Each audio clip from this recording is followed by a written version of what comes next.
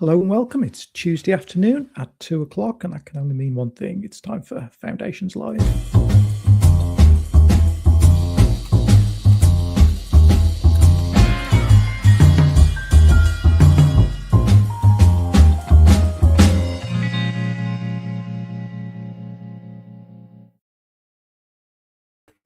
So today I'm joined by Chris and Rachel, who are going to be talking about least restrictive practice and some new guidance that we've recently published on the website. So I'll hand over to Chris and Rachel very shortly. Foundations Live. So as usual, just a few introductions in case you haven't been to a Foundations Live before, or a reminder if you have. So Foundations is the national body for home improvement agencies and the disabled facilities grant in England, and I'm their director, Paul Smith. And we're funded by the Ministry of Housing, Communities and Local Government, which here means that we're here to help you with anything disabled facilities grant or home improvement agency related. If you're looking for the closed captions and you're viewing on the website, if you scroll down to the bottom of the page, there's links for LinkedIn, Facebook, and YouTube where you can find the closed captions. So welcome to this Tuesday afternoon edition of Foundations. I'm going to say we're going to be talking about a new guide on least restrictive practice, or at least Chris and Rachel are. It's definitely not my personal area of expertise, but just a couple of things before we start. We're in the middle of current run of DFG Champions roadshows. So we've already been to Newcastle and Bristol. We'll be in Nottingham on Thursday, Manchester in a couple of weeks' time, and then in London, actually that's the 15th and 16th, for the 4th rather than the 3rd, we'll be in London just after Easter. So the waiting lists are open. And I was reading a really interesting article the other day that said that the most impactful thing in terms of improving and kind of changing systems was getting out and meeting other people that do a similar job to you do and listening to what they're doing or what they've done or what they're doing. And that's exactly what the DFG Champions Roadshows are about. So if you haven't been to one before, and if nobody else from your local authority is coming in particular, then please do join the waiting list, and we'll try and circulate as many tickets as possible for that in the coming weeks. But also, excitingly, in the summer, we've got coming up a brand new event. So we'll be, find the right button to press. There we go. There we go. Got there in the end. We'll be hosting the Home Adaptations in Social Housing Conference at Bridgewater Hall in Manchester on the 1st of July. And it's a little bit different to some of the conferences and events that we've held before, because it's very much focusing on, as the name suggests, on home adaptations in social housing. Part of it is trying to fix the kind of disconnect between local authorities and housing associations, which I think are mostly down to how the system works. So we can looking at different ways that two parties can work together to support tenants get adaptations done. But we'll also be looking at kind of broader range of adaptations in social housing and how perhaps social housing could be built a little bit differently so that it supports the over 50% of tenancies that are home to somebody with a long-term health condition or disability, and also things like how you can kind of retrofit and refurb properties so that they're more accessible as well. So sales are now open for those. There are some early bird tickets available, so if you want to get in early, you can take advantage of the discount there. And we're looking forward to having a really positive day and trying to fix some of the issues that we have with adaptations in social housing at the moment. So I'll talk a little bit more about that before we wrap up today. But now let's get on to what we're here to talk about: least restrictive practice. Foundations Live. So welcome, Chris, who I think is one of the authors and one of the kind of key people behind this guidance, along with some others. So I'll pop your slides up, Chris, and hand over to you to kind of take us through what this new guidance is all about. Yeah, thanks, Paul. Thanks for the opportunity to kind of talk through restrictive practice and some of the guidelines that foundations have adopted. Really grateful for that. I'm also joined as well by a couple of my other colleagues that are here today as well, like Sarah Burrow and Ruth Gunn as well, that are part of the UK-wide restrictive equipment working group. So I'm sure they'll chip in a bit later. So today, just going to talk a bit of the background about where the guidelines have come from and what they look like in a little bit of the detail. Obviously, to really get into the nuts and bolts of how they work, I really recommend you go and take a look at those on the Foundation's website. But why we came up with this kind of guidance, it's really because we're aware that some equipment and adaptations can lead to restriction of movement or liberty or occupations. And there is a growing industry in the UK around some products that do restrict children or young people. Often the purposes that manufacturers state around those do differ from kind of helping to manage behaviour or being a calm regulating space or promoting sleep. It's quite a difference of purposes that manufacturers state.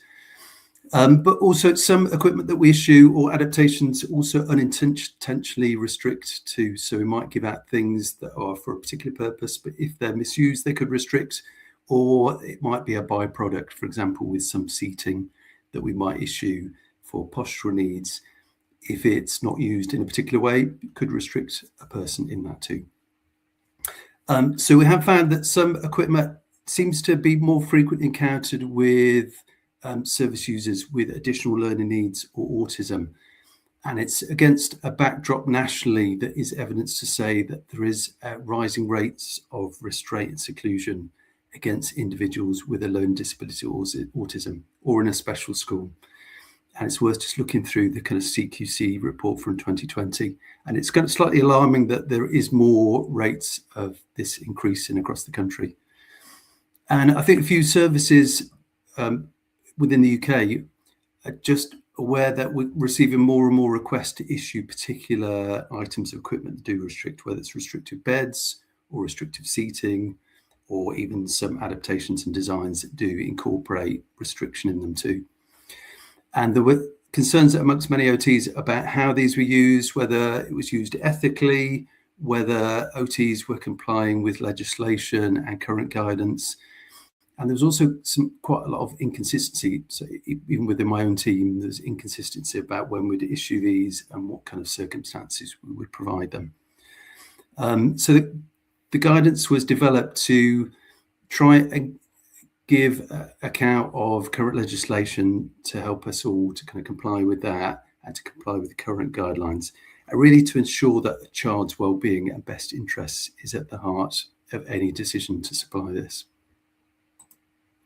So kind of where did these come from? So initially it started off with a kind of scoping exercise. So there was a OT West Midlands managers meeting that I think still exists.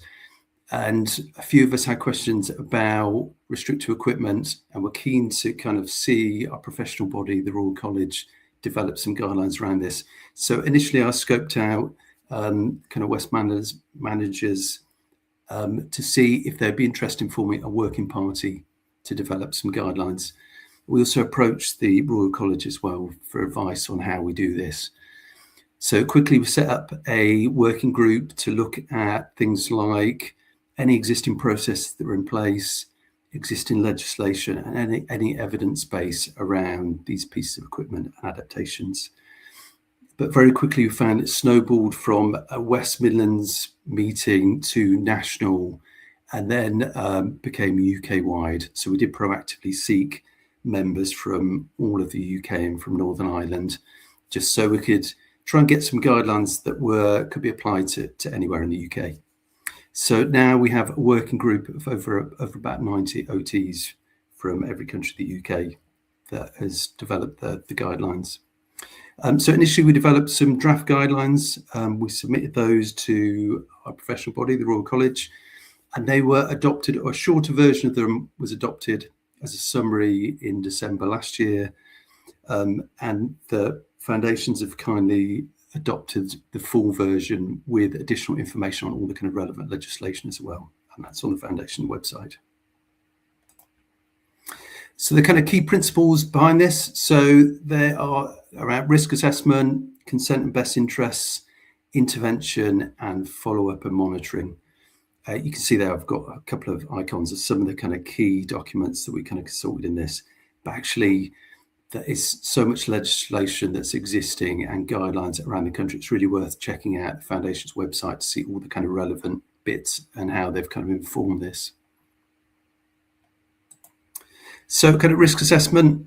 So the guidelines say that actually decision to supply a restrictive piece of equipment should be based on an MDT risk assessment, which considers holistic factors. And if you read the document, it goes into this in much more detail. But some kind of examples are things like environmental safety, so what the concerns in the environment, the impact on occupations. So giving a piece of equipment, does it have a knock-on effect on other occupations such as toileting and the ability to be able to do that independently? Are there safeguarding issues within the family that you need to be aware of? And are there other kind of health needs? So for example, like mental health needs, behavioural needs, sensory needs, or even physical and medical needs as well that may need addressing. We've said decisions to supply shouldn't be based on one professional's decision only. So it shouldn't be a sole OT that decides yes or no, we're going to give you this piece of equipment, but it should be more a multi-agency decision. And the risk assessment is designed to identify the least restrictive practice that would meet that need. So which option that you've considered has the least restriction but still meets the need. And in line with the Royal College's document about embracing risk, which I'd really encourage you all to read as well, because I think it underpins a lot of the philosophy behind risk and OT, is it requires a positive approach to risk-taking that encourages the independence of the child. And I think we live in quite a risk-averse culture at the moment, whereas I think our role as OTs is about embracing risk to encourage independence. And if you look at how children and young people develop, it involves an element of risk from, climbing a tree to riding a bike. You need to be able to take some risk. And if you are risk averse, that can stunt some occupations and independence. So it's about our attitude to that. So consent and best interests. So we would say to, again, consent wherever possible. So in line with legislation like the Mental Capacity Act and Gillick competency. But where a child is not able to consent, which is usually where this kind of equipment is being considered, then we would consider a multi-agency best interest meeting to establish what is in the best interest of the child and what is the least restrictive approach that would address that need.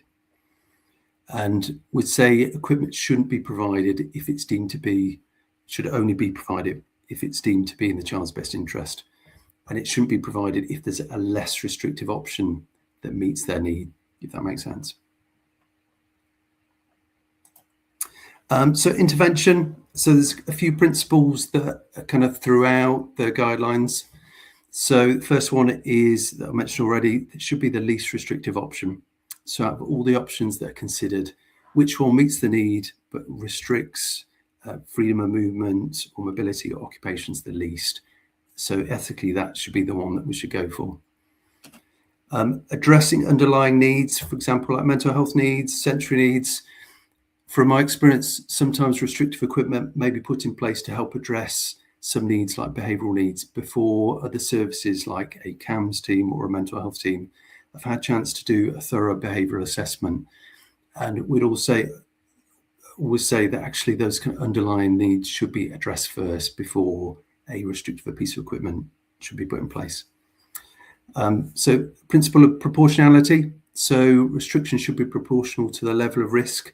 So for example, if the only difficulty is a child with sleep difficulties, then you could argue that's not proportional, restricting a child for only sleep difficulties. So a risk assessment would help you to evaluate more objectively what is the level of risk and what would be proportional to that in terms of restriction. Should be evidence-based. So we have things like NICE guidelines. So NICE guidelines do exist for learning disability, for autism, and for children and challenging behaviour. And generally, they recommend psychosocial approaches to behavioural issues, and usually kind of a thorough behavioural analysis from a specialist team like CAMS. So it's ensuring any interventions put in place is based on the best evidence. So there's a principle about having a de-escalation plan. So having a plan, so if a piece of restrictive equipment is put in place, that a plan is developed to move over time to a lesser restrictive option, and that it's time limited.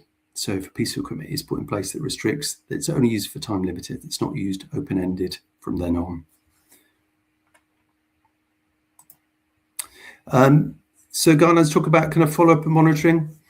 So they state any equipment provided following a best interest must be reviewed, and we've stated at least annually by a suitably trained professional, whether that's an OT or another professional.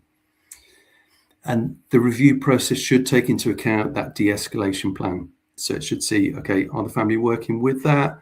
And is the move to a lesser restrictive option over time, and seeing how that's going, or whether the plan needs to be adjusted, or what other support needs to be put in place to support that. And the child or young person's response to equipment is also important as well. So we need to consider that as well, particularly if there's any signs of distress or harm, or the child or young person's response to it is distressing, then we need to ensure that that piece of equipment does remain in their best interests and isn't causing undue harm. So kind of how to apply these guidelines. So they're really intended for whenever you're considering like adaptation or equipment that is going to be restrictive. And we encourage you to have a look at the guidelines and see how to implement those kind of locally. And also there is discussions on various networks as well. So we're open to having more discussions. So on, for example, on the Foundations network, so a few of us are on there that have kind of professional conversations about particular things that are often restrictive. So the Royal College also has a community network, and there's a few of us that are representative on that within the children's and the learning disability communities. And also there is the OT restrictive equipment working group that meets 4 times a year. So we do discuss some case studies within that too.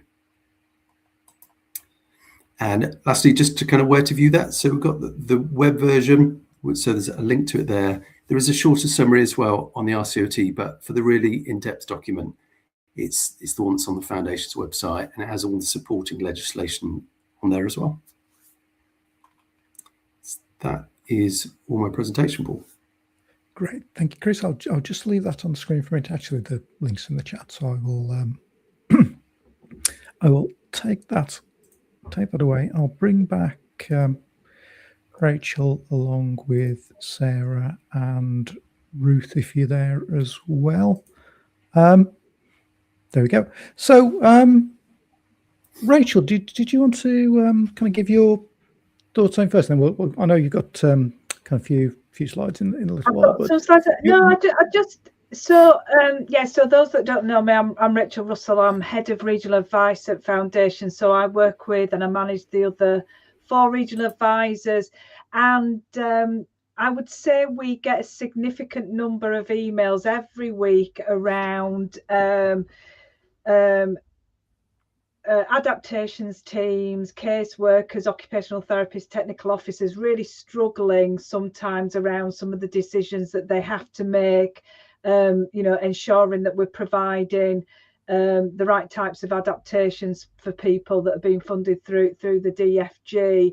And I think what is brilliant about the new guidance is, one, it's easy to read, it's evidence-based, it provides that clear legislative foundation for which we can make really good decisions. So obviously the document is going to be really useful for occupational therapists, because obviously, as I'm an occupational therapist, we are at the front of making those decisions. But I think I know that there are a lot of adaptations team that do struggle with some of these types of cases, and we want to get it right. So I think it's not only useful for occupational therapists, but for those adaptations teams that are trying to make sure that what they're providing is necessary and appropriate and really supports the people that we're working with in our world at Foundations around disabled facilities grant, and it's a great piece of work. I think the other thing is just really encouraging that you had 80 odd OTs that came together as a community to develop kind of the guidance as well. And again, it's that strength of community, that coming together, the collective mindset coming together to develop such a robust document. Great. Thank you, Rachel. Ruth and Sarah, did you have anything that you wanted to add?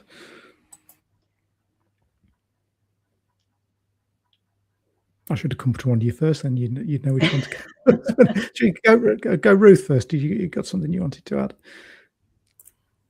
Not specifically to add. I think Chris has covered it all really, really well. It's been a really positive piece of work to be part of. It's been a really interesting a very much needed piece of work. I think there's been a lot of anxiousness for practitioners over the past couple of years, and hopefully we've been able to develop a document that's really concise and evidence-based and supportive in giving practitioners that evidence base for their clinical reasoning to work through risk assessments and clearly demonstrate their clinical reasoning as to why a piece of equipment may or may not be needed.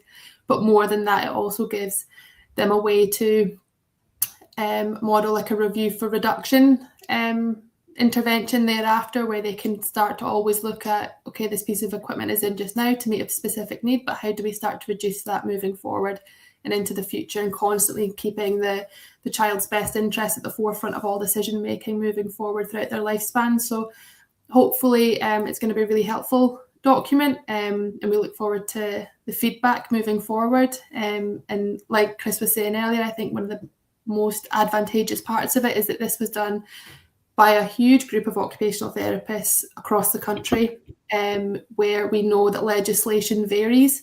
Whether it varies slightly or significantly, it varies, and it's important that everybody can assess a child's needs within the limits of the legislation that they have, wherever they're situated, to make sure that we're always meeting their best interests. So, yeah.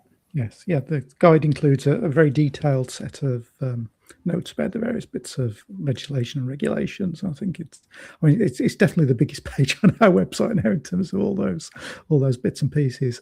Sarah? Yeah, I think really just to follow on that point that it is a full nation document, so there was representation from all 4 areas, which we fought quite strongly for that involvement. And I really would encourage everyone to kind of take part in the discourse that hopefully this guidance will start, because if nothing else, it'll help, I think, a lot of occupational therapists, and like you say, Rachel, others within the same sort of decision-making field, not feel alone. I think one of the big parts that happens in a lot of our discussions is we're all going, oh, I've had that situation, or and that being able to share, and certainly for our colleagues who are potentially at risk of kind of trying to make these decisions in isolation, where they might be the only one, with this being approached to make these decisions. And that was one of the real big pushes for some of the people you were kind of referring to there, Rachel, might be trying to face making some of these decisions alone. And the guidance is a really big push for MDT working, and whatever MDT you can kind of get your hands on, really. But what it's also done is that, we're kind of thinking what's next in terms of, so we've written this guidance, how do we further develop that? So yeah, I'd encourage everyone to kind of be part of the discourse in the way, in all the ways that Chris has described, to help move this forward, because although we've done a really good job at kind of right now, it's only gonna, I've been involved from relatively early on, due to guidance that we've got locally in Wales, in South Wales where I work, but we're already kind of looking at updating and bringing that up to date again. So things move quicker than we can write guidance and documents like this. So there's always going to be more to kind of keep moving on. And that's the other thing, is there's a lot of information sharing around local guidance that's come out of the creation of this document. both the one that's on Foundations and the one within Royal College. So certainly I think 3 out of the 4 nations have areas now with local guidance that's strong and robust, to be used by occupational therapists in particular. Yeah, I was interested in kind of the bits about kind of de-escalation and reviews, and how you feel that works with DFGs, which is quite often a kind of a more long-term, almost kind of do and then, in some cases, kind of forget type of adaptation. Do you kind of see any kind of conflict there between kind of the long-term nature of DFGs and then that kind of role of reviewing and kind of de-escalating over a period of time? I think the review process generally is the area that I think most services, the feedback that we've had, find the most challenging. It's how you staff and resource that. From my perspective, I'm mainly only based dealing with equipment rather than DFGs, so I can only answer in terms of equipment. But sometimes I'm aware it is funded via DFGs as well, some of the items, particularly where they're kind of fixed into a property. And that we've kind of felt that there's a responsibility that if we are recommending it, then we need to ensure that actually there is some mechanism in place that it is reviewed regularly and de-escalated over time. Otherwise, we need to question, okay, how's it managed in the long term, or is that ethical? I think Ruth or Sarah, have you got involved with kind of large scale adaptations? So I don't necessarily, I work with my social services colleagues for those kind of large scale DFGs. I think for me, the piece around that kind of least restrictive or de-escalation is actually we're looking to remove equipment or restrictions that are in place and improve the child's situation by housing adaptations. So mine would be more about we might be restricting using equipment with the child or young person, and actually once the housing adaptations are done, we can remove that restriction. So actually the DFG and the housing adaptation becomes the least restrictive option, which by nature of some housing adaptations, we're not looking to de-escalate that further, because obviously once housing adaptations are done, potentially that might be how it is. I would see it more as being able to remove other restrictions or other restrictive practices, because we've made the my light's just gone off on me. Because the housing adaptation's been able to make the environment more suitable. So yeah, I can't immediately think of a situation where we would de-escalate the work that's been done through a DFG that I can immediately think of. I don't know if Ruth, if you've got anything to add. No, I don't think so. I'm not sure if my technology is working. Is it there? Yeah, we can hear you. But, that's fine. No, I would pretty much agree with Sarah. We'd if there was a major adaptation made to the property, that generally would suggest that was being made to be the least restrictive and the most accessible. It's the equipment itself that's more temporary that generally tends to be more restrictive. So it would probably work the other way around. For most pieces. Okay, and I suppose kind of the other thing that seems to crop up quite a lot with this type of work is kind of those kind of psychological or kind of services. Kind of like I think you mentioned CAMS and others, and kind of availability of them to support with these kinds of cases. Do you continue to find that being a problem, and that sometimes maybe you're kind of putting in equipment or adaptations without necessarily being having access to that kind of support? I think many of us recognise that, sometimes those services are quite patchy around the UK. And we have recognised that we've got professional responsibility where we don't have a service available like that to escalate it as an unmet need within our organisations. I don't know, Sarah or Ruth, you wanted to add anything? I suppose I'm in a slightly more unique position given my service, that I work in CAMS and learning disabilities. So I have access to a multidisciplinary team of psychologists and psychiatrists and nursing staff.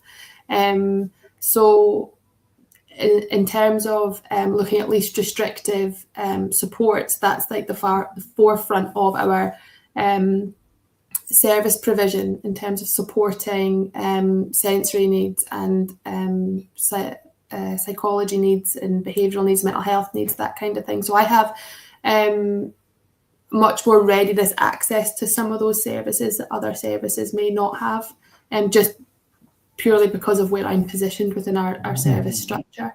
But I know that other services, maybe like Chris's or Sarah's, might not have some of the same accessibility to those services.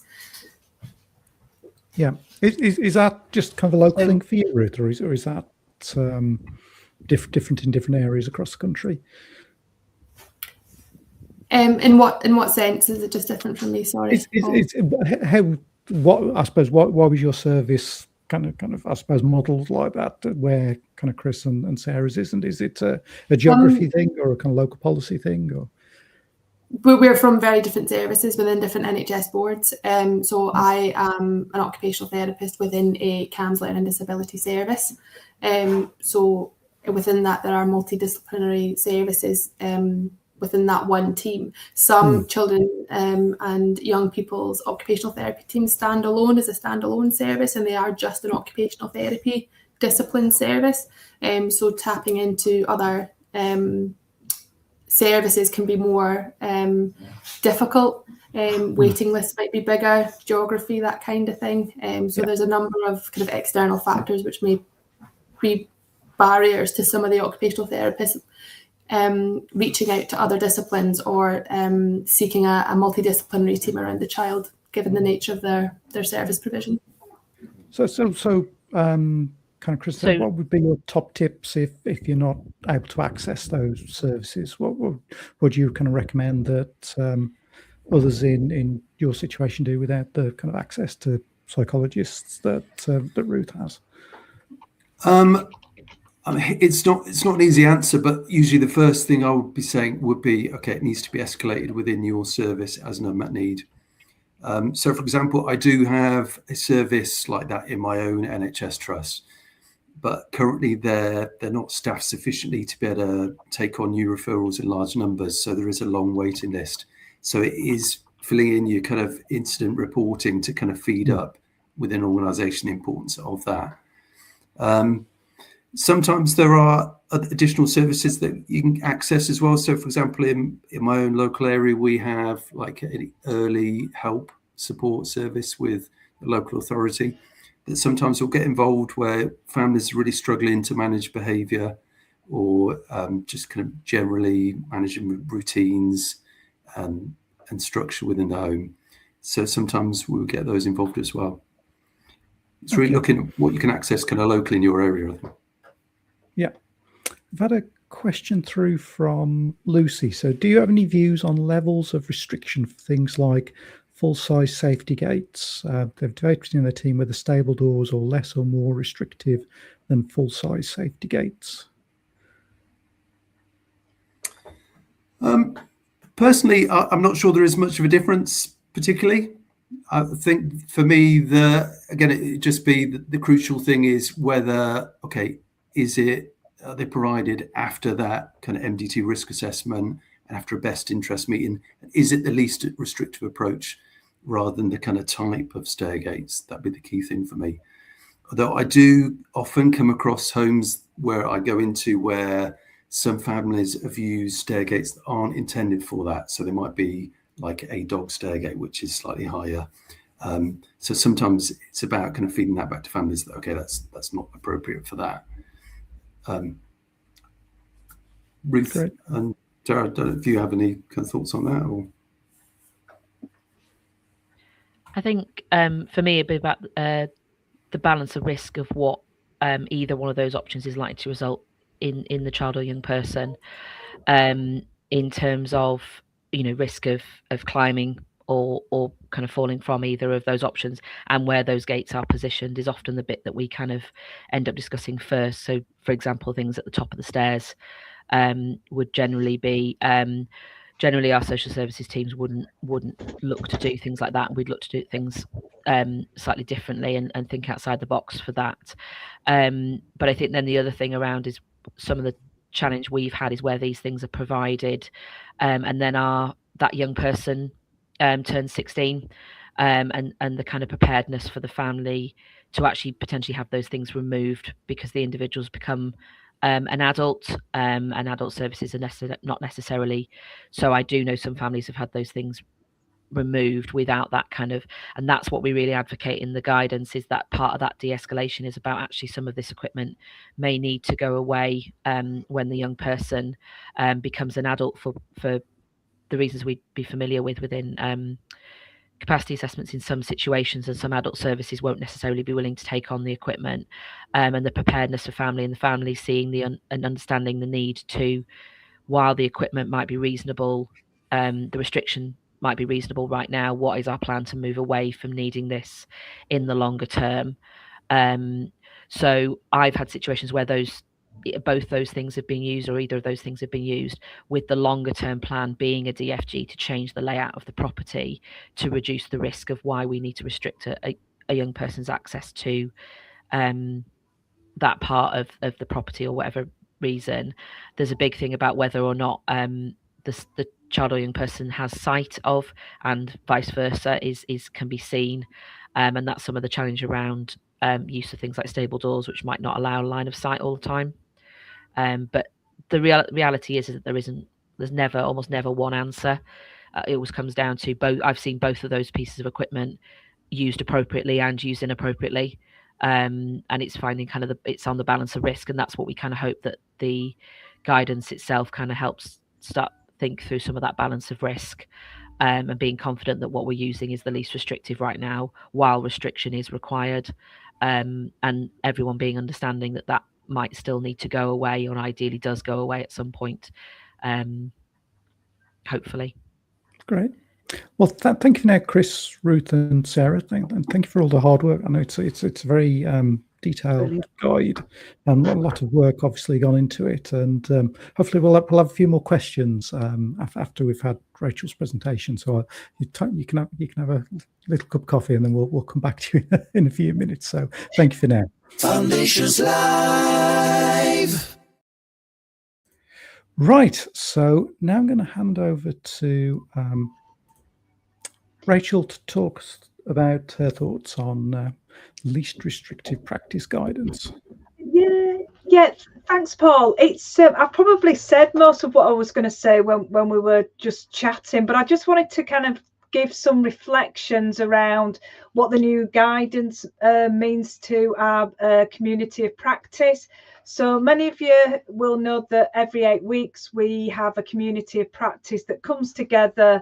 It's a very informal group, and we come together to discuss these types of cases, very much focused on DFG and adaptation. So I've just kind of done some reflections around, the challenges for us, and hopefully where the new guidance will be useful. So in terms of our world at Foundations and the community of practice, obviously we are interested in adaptations, and I think there is this tension that comes up at most of our meetings, which is that tension where you're trying to keep people and children, adults safe, but at the same time you want to enable participation.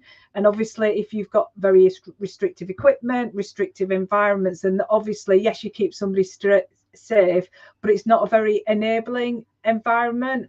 So it's always this tension around, and I think we've just discussed it on that last one in terms of, do you go for full height safety gate or stable doors? That you want to make people safe, but at the same time you want to enable children or adults. I think as well, one of the things that the challenge, and challenges is the wrong word really, but is that bit around how we work with families. I think certainly my experience has been a community occupational therapist. I think families are always looking at solutions because they're exhausted. They may have had, many years without sleep, often very anxious. and just exhausted. So it's about how we support families as well. And I think the guidance is really helpful in terms of how we support families in a positive way. Just going back to this word, it was really interesting. Yesterday, I had a conversation with Anita Mottram, who's a principal occupational therapist in Kirklees, around restrictive practice. And we've already mentioned that some of the issues that we've got is we're certainly seeing more and more referrals for DFG requests for adaptations that might be deemed restrictive, and perhaps one of the challenges is around not having the assessment service and the intervention services. But I think it's also about how we communicate as well, because I think often social care OTs, we're seen to be the people that will provide the solution to, prevent injury, self-harm and all of that. But actually, as occupational therapists, it's about changing the narrative from restrictive practice or least restrictive practice to perhaps actually how do we create, and what we're very good at doing as occupational therapists is creating environments that actually are enabling. So I just wonder, I'm just throwing this out there for people to think about, is I appreciate that least restrictive practice is that legal terminology and it's helpful to have that, but actually if we were to talk much more about enabling environments, I think that suddenly shifts.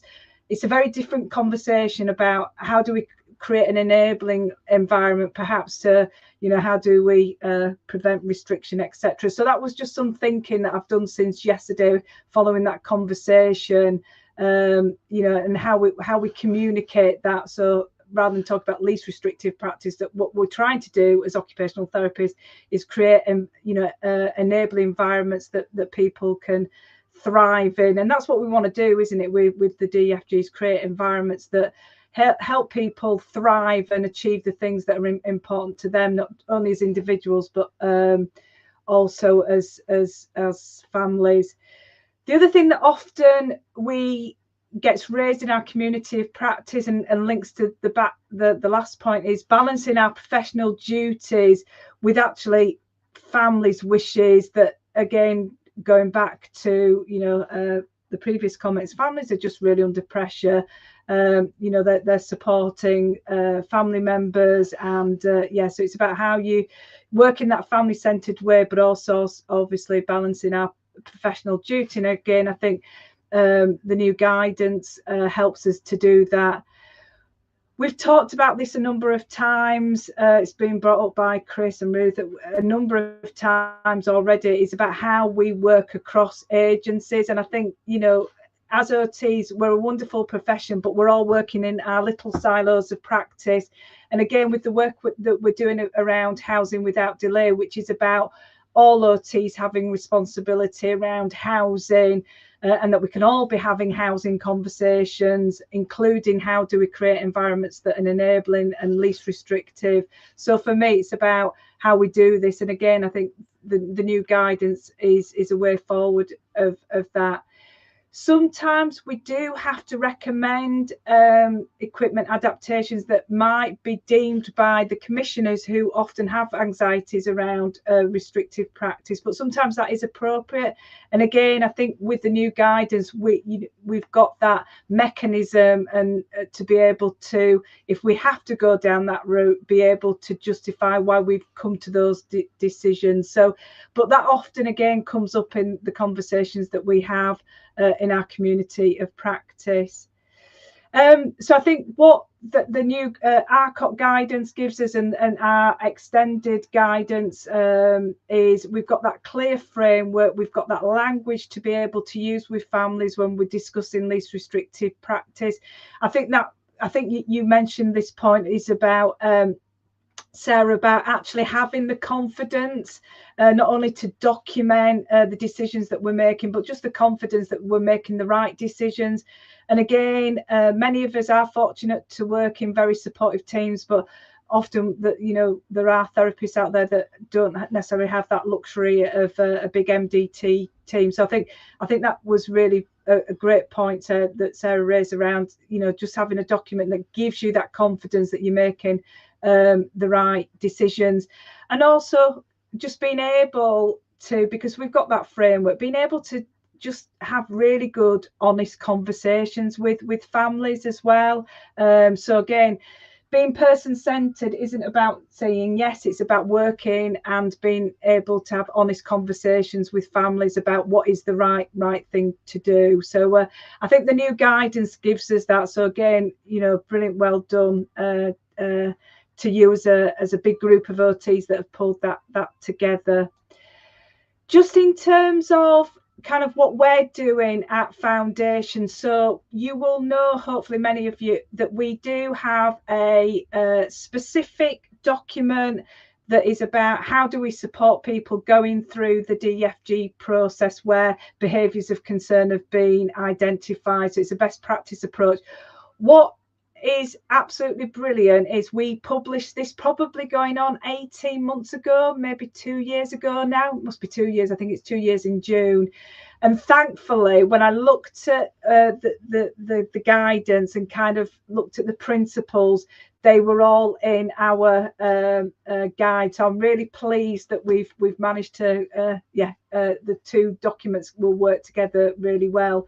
So that's a document that we developed with a clinical psychologist, Steve Carnaby, and a number of other organisations who work with people with lived experience. And again, taking those principles that are in this new guidance on least restrictive assessment and design of adaptations equipment, it shapes those assessment principles for those involved. And it is all about working in partnerships with families, and again, creating adaptations that look good, that help people thrive in their home environments. At the end of the day, we don't want to be providing DFGs that are ugly, that are creating restrictive environments. We want to create those inclusive design principles. That's something that we advocate at Foundations. We want good looking adaptations that people want to use and provide home environments that people thrive in. So so we have got that. So if people want to have a look at that, I'll when we're chatting again, hopefully I'll pop the link to that guide in the comments box. We've also got, and my colleague, I think is online this afternoon, Mark Pierce. We've developed a Foundation design guide. It's more principles around adapting homes for children where behaviours of concern have been identified. And again, it's about how do you design adaptations that are personalised, support sensory needs, and really around that strength-based way of supporting people. Again, I know I keep harping on about it, but creating environments that people can thrive in. And we've got some case studies as well.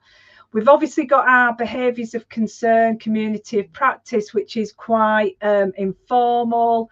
People bring cases along, just have a kind of that collective hive mind and problem solving. So people are very welcome to join that group that runs every 8 weeks. Some breaking news is something, again, that the community of practice has wanted for a long time now, is a course that just helps us understand how we get the right home environments where behaviours of concern, where potentially we're looking at, where we try to avoid least restrictive practice and wanting to look at least restrictive practice. So we have the first course. It's a 3-hour course on the 8th of June. Again, I've got a link there for how you can register your interest for that course. Run by 2 amazing occupational therapists that work in Sussex, I think it is. My geography is terrible at the best of times. Lots of experience around learning disability and autism. And what you will get out of that course is understanding how the right home environment and housing can contribute to reduce behaviours of concern and hopefully avoid the need for adaptations that might be considered as restrictive. What types of adaptations within the home reduce risk and promote that functioning those environments that support people to thrive. The other thing as well is that it's been brought up a couple of times is that actually it's really challenging designing adaptations for children, because although it might be least restrictive practice, and what is least restrictive practice at 8, where you might be using the DFG, it is permanent changes to the home. So that adaptation could last, 20 odd years if it's significant structural changes. So, and it is about actually how from the get-go do you design an adaptation that supports that child's development into adulthood. So actually, although you might think that DFGs can be a good way to provide adaptations for a child in terms of least restrictive practice, that can soon change as that child goes into adulthood. So hopefully that's something that Diane and Karen will cover. And then just about how you can involve both the individual and families in that process. So it's a fairly short course. It's 3 hours, but we're delighted to be able to offer that now, because it is something that we are often asked about. So please look out for that. If you're interested, you can register and go on the waiting list, and we'll send that out. It should be on our website by the end of the week. It is hot off the press because we've just had the final meeting today, so I'm really pleased to be able to kind of announce that this afternoon, so please look out for that. And then those of you that came to our high cost value summit back in June last year will have met Rachel Wright. So Rachel Wright is a nurse by background, but she's also a mum to a young man with very complex health needs, and she does a lot of work around how we can work in a trauma-informed way, because I think one of the things that's been mentioned again a couple of times this afternoon is about how do we work with people so that we work with people really well, and that we work in that trauma-informed way, and we don't cause any more distress than the needs. So Rachel has designed a really short course for us around how to work with families, how to improve your communication so you work in that trauma-informed way through the DFG process. And I'm sure many of the principles would apply for those of you who perhaps just work around the equipment side of bits, but about how you do your assessments well, and more broadly, how we do the DFG well for individuals where behaviours of concern may be an issue. And I believe that we might have a short snippet just to give you a feel for the course that Rachel has done for us. So I think I hand back to Paul, who hopefully has Hi, I'm Rachel Wright, founder and director of Born at the Right Time, a qualified nurse, author, and the parent of a young man with complex disabilities. As a parent, I've been through the Disabled Facilities Grant process a couple of times, and as a clinician working in the public sector, I understand the complexity of working across multidisciplinary teams and the pressures that practitioners can face. This short e-learning course hosted by Foundations is all about collectively working together with disabled people and their families to achieve the best outcomes. Section 2.28 of the Disabled Facilities Grant Guidance, published in 2022, says the aim is to deliver seamless, person-centred services where housing, health and social care authorities work together. Now, in reality, how that looks can vary hugely across different areas because infrastructure and systems can make a big difference. But the one thing that's always the same, no matter where you are in the country, is that you're working with people living their own lives, often within challenging systems and under significant stress. When we communicate, whether we're disabled people, their families or colleagues, we bring our whole selves. How much sleep we've had, whether we've just had a tricky conversation, even how someone just spoke to us on the phone.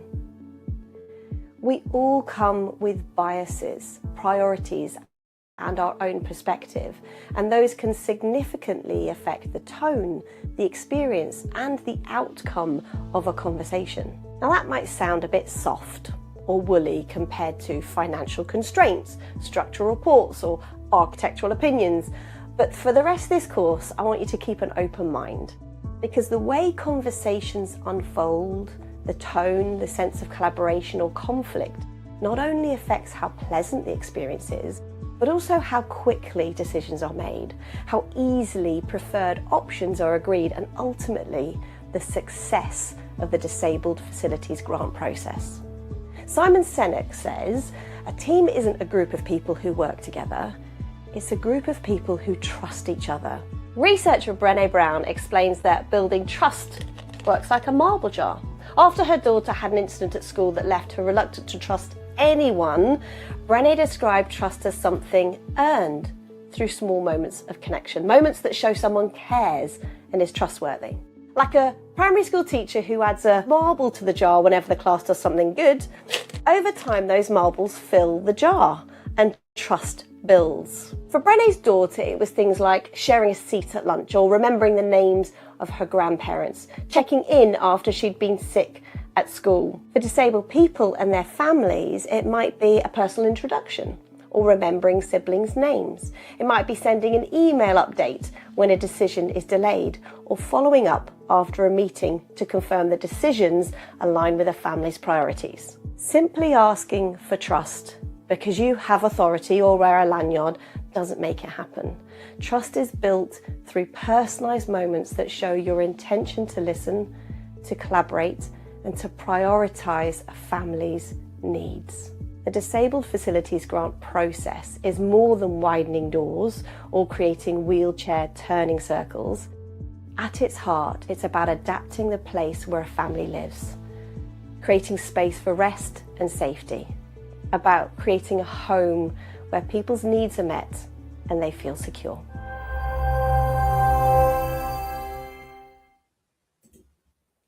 So that was Rachel Wright's course that she did for us on the back of the summit that we had last year, wasn't it? It was last year. Yeah, it was June. I know it's hard to, where time goes, Paul. It does, yeah. And I thought Rachel was the kind of standout of the whole summit. Actually, she was came across really well and made some really good points. So we're really pleased to have her training courses, which you've seen the first part there. I think there's another 6 or 7 parts on there after that, which kind of take people through the process of how to build those better relationships with kind of families. I kind of remember from the conference, one of the things she said was that kind of dehumanizes parents if you call them mom and dad rather than their kind of first name, which is probably kind of the top tip to kind of start your journey in terms of that kind of practice, I think. So I'll just bring back Chris, Ruth, Sarah. Welcome back. We had one other question, but before we just get onto that, was there anything else that any of you wanted to kind of say on the back of the guidance, or anything that Rachel or Rachel via video has just said? I think I probably had just one more point just to revisit that idea of kind of accessibility of other MDT members. Just to add, because I'm sat in a slightly different team again. So I, more similar to Ruth, I sit in a learning disability specific service and have colleagues who are psychologists. I think what I just wanted to add is kind of reassurance for those who are trying to get working situations where you're trying to get psychological supports to understand the situation for a young person, but kind of offer some reassurance that even in my team where I have ready access to psychological support, we are still facing decisions around using restrictive practices anyway. And there are lots of situations in which case we would be in a position that due to the safety risk, we would be looking to restrict as kind of use equipment that restricts as the first port of call in order to make the situation safe, to allow psychological services to work and to make a difference. So just don't want to give the impression that those of us who do have access to psychological services have all the answers and aren't using equipment that restricts. I would still be in situations where we would need to restrict first because of the level of risk. Most of those situations revolve around a vehicle. Right. Yeah. I would say most of the ones I can think about, the level of risk for a vehicle are just they're untenable until you've got to make the situation safe. So I'm currently working 3 active cases in my team where that's the equipment that's being used. And there aren't psychological quick fixes for that. Yeah. If a child needs to go in a vehicle, they need to be safe. So interestingly for us in Wales, my service is not a CAMS service. So I'm an LD specific service that's psychological led, but we are separate from our CAMS service. So most of our children with learning disability would come to us and not come to CAMS. But I know from discussions in Chris's area and other areas of England, it would be CAMS you would be looking for. And I think a lot of it is where the skill set sits or where the occupational therapist sits. But I work quite closely with my colleagues in social services, and those would be the ones in the DFG conversations in particular. And some of my colleagues in those teams are part of the working group to look at that. I think the bit where it feels the support is needed in those areas where the OT may be the lone worker, because as Ruth said, there is a lot of support, and you said yourself, Rachel, there's a lot of support in teams that can help, and it's our colleagues who don't have a team like that. And I don't know if you're able to speak a bit more, Ruth. I know in your area you were exploring being able to offer some of that MDT support for some of your kind of more lone working colleagues, weren't you, I believe? Yeah, so we recognise that some of our OT services up here in Scotland might be a standalone service. So they're an occupational therapy service that doesn't have an immediate MDT around the child. And for those cases, we are considering setting up a panel of perhaps more senior occupational therapists or occupational therapists who have more experience with restrictive equipment assessments to allow practitioners who are in a lone position to make their assessment and bring their assessment to a panel for discussion and for clinical reasoning and for support that way, so that they don't feel like although they might be in a position where they can't have an MDT around the child, that they're not making that decision on their own, that actually they are being supported with their own occupational therapy colleagues in that decision making. So supporting that level of risk for them and making sure that their clinical reasoning is as succinct and appropriate as possible, given that they're the lone practitioner. So there's these things are still a test of change, I suppose, in some ways. We're still working them out, but we're trying to make sure that every therapist that is making a decision like this is not on their own. There is some form of support around them in making that clinical decision. Okay, so we've had thank you for that. We've had, I was kind of waiting for this question to come in, I guess, from Hayley. As an adaptations team, we are seeing an increase in requests for safe spaces, either rooms or areas, under the purpose of making the premises safer as an area to move a child to when heightened, as they feel behaviour is a risk to other family members at that point. Would you consider safe spaces in such circumstances to potentially be restrictive? Don't know who wants to kick off on that one. I can start. I think it's really hard to give a kind of blanket yes or no in these kind of scenarios, really, because it really depends on an individual's risk assessment and what those risk issues consist of and what it looks like with that particular individual. So that's what I think it just comes back to, that risk assessment. I think obviously any bed, I know Safe Space is one of them, but there's other very similar brands too that restricts children. So any bed that locks a child in and restricts movement would be restrictive. But it's getting that risk assessment to see, okay, is that proportional to that particular risk, or is there other least restrictive options available for dealing with it? Can I come in? I think it's a bit like the world of DFG is you can't have a blanket policy for equipment. It's all about that specific decision that needs to be made. And I think what that your new guidance does with the resources that we've developed at Foundations is helping people make the right decision. So if you do end up with a safe space, you know that decision is sound. It's been part of hopefully an MDT decision. It's part of it's a person and family centered decision. So it's about the way. Yeah, you can't have a blanket policy for every bit of equipment. That's why we get paid to be occupational therapists, to support that decision making.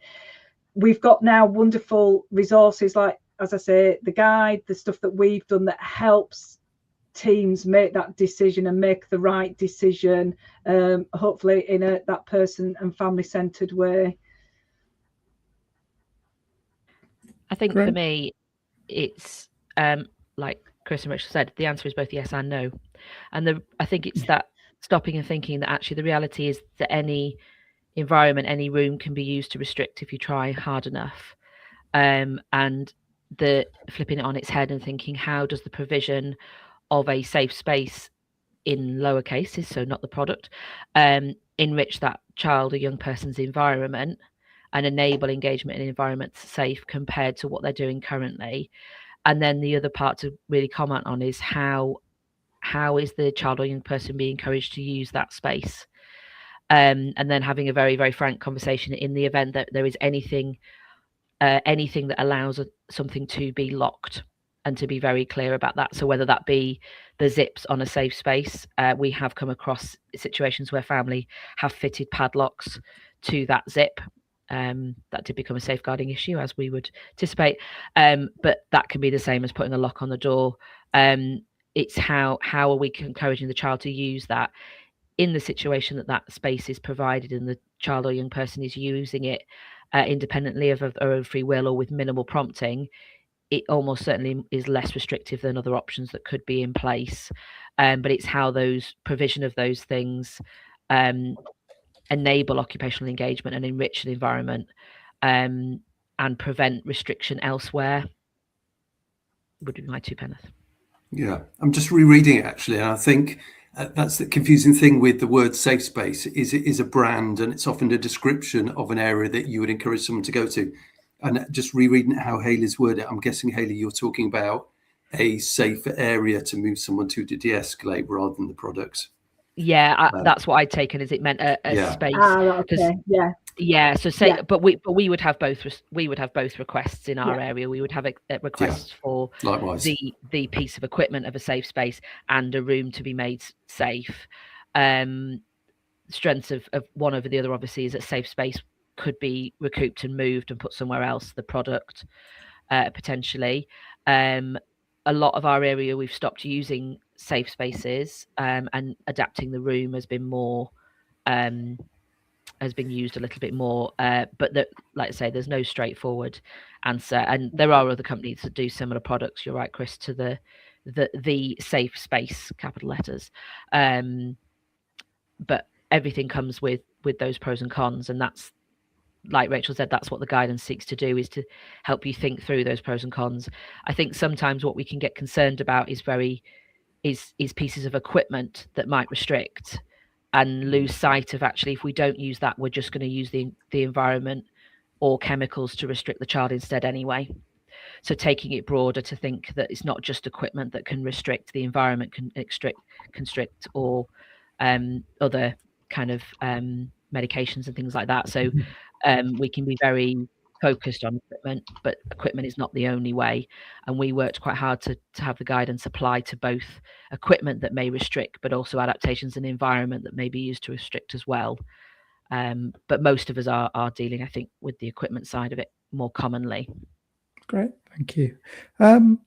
So we're kind of running towards the end of the Foundations Live. So obviously a lot of work gone into developing the the guidance and kind of getting it there, both in terms of the summary on ARCOT and the full version that we've got on the Foundation's website.